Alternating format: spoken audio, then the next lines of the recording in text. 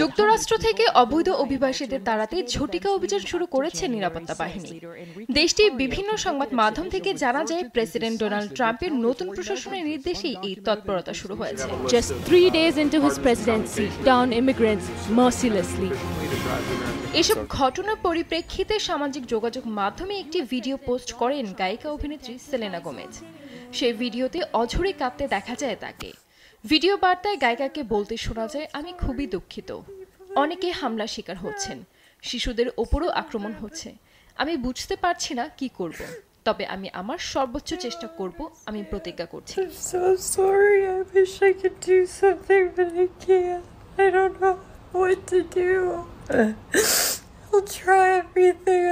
অভিবাসীদের পক্ষে সেলেনার এমন আবেগঘন বার্তার পর কড়া সমালোচনা করেন অনেকে।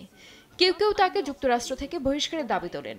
অন্তর্জালে প্রবল সমালোচনার মুখে পড়ে ভিডিও বার্তা মুছে ফেলতে বাধ্য হন সেলেনা। এবার নতুন ভিডিও পোস্ট করে সেলেনাকে খোঁচা দিলেন ডোনাল্ড ট্রাম্প।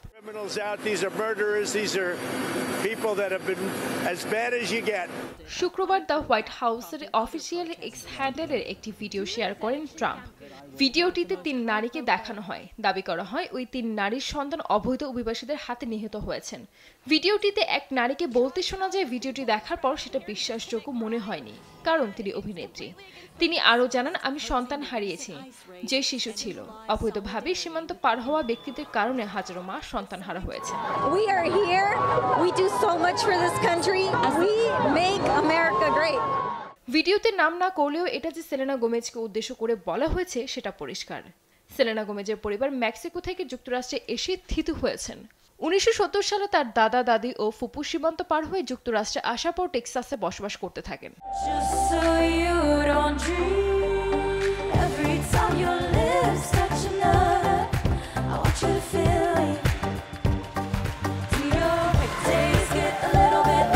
সঞ্জিত আক্তার, দেশ টিভি।